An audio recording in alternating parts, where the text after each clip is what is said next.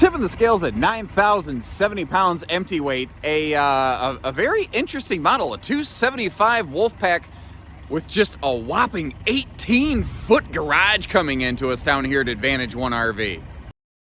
Hello and welcome. My name is Josh. I'll be kind of your guide down here at Advantage One today. Overall, this thing looks pretty good. It's a 17. It was used 3 or 4 times a year, so it had a decent amount of use onto it. Sure doesn't look beat up to me by any means, but one of the first things I'm going to do, I believe in a if I see something, I say something policy. I'm going to go through and just kind of give you a quick cursory surface level look at anything I would consider a blemish, like a little scuff in a skirting or something like that, so that you know you can always buy with confidence from us down here at Advantage One. This is the sister store to Haywood RV down the street. We're family owned and operated. This is just how we do business. If you appreciate that decency and transparency, hit that subscribe button.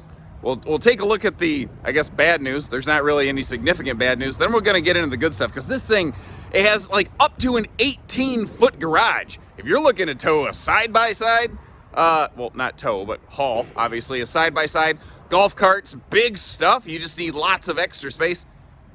I don't know if there's much of anything you couldn't handle inside this one right here. This thing is huge.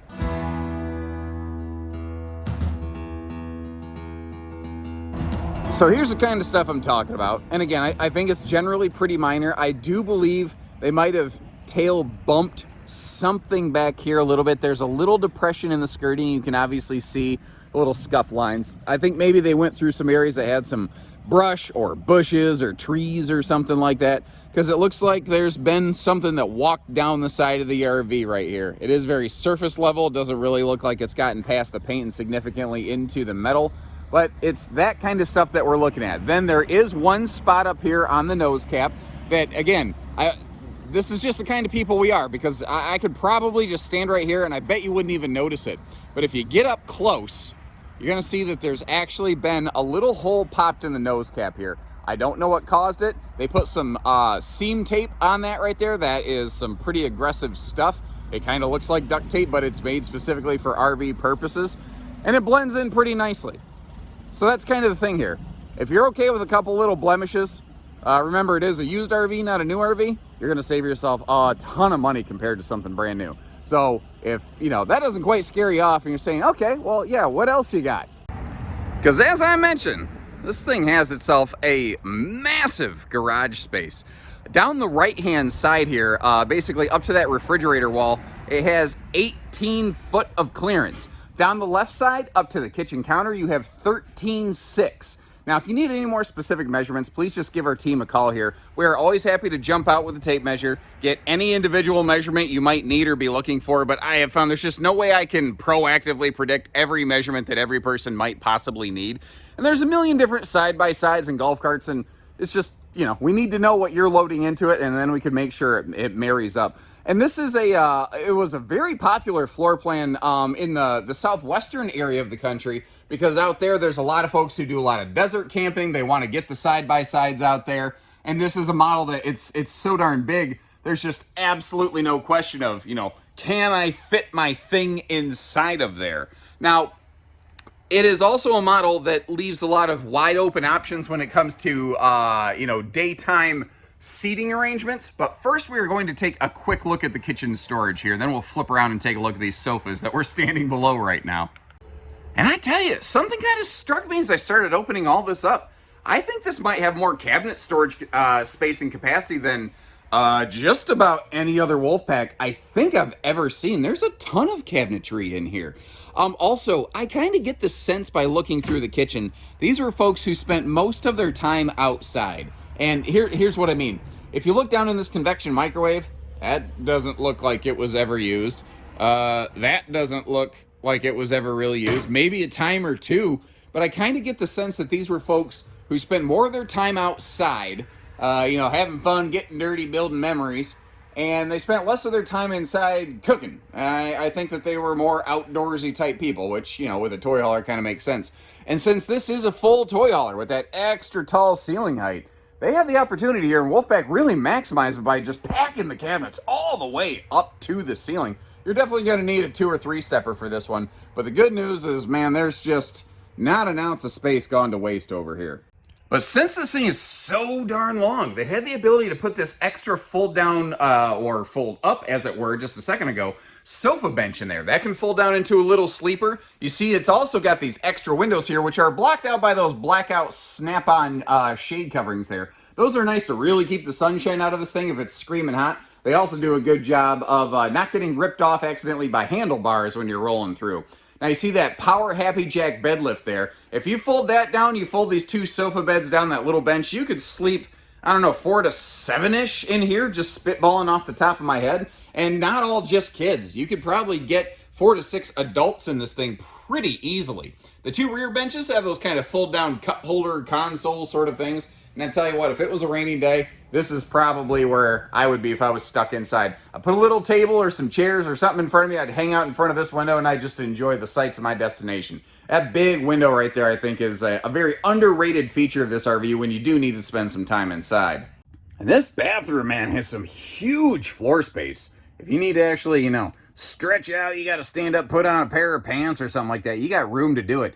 That is like a second medicine cabinet right there, but it's so big, I think that's really going to operate as primarily your linen cabinet. You could roll some towels up kind of burrito military style, and that big vent fan right there, always good for getting the extra heat and humidity, and not to mention just, we'll just say refreshing the air in the bathroom sometimes.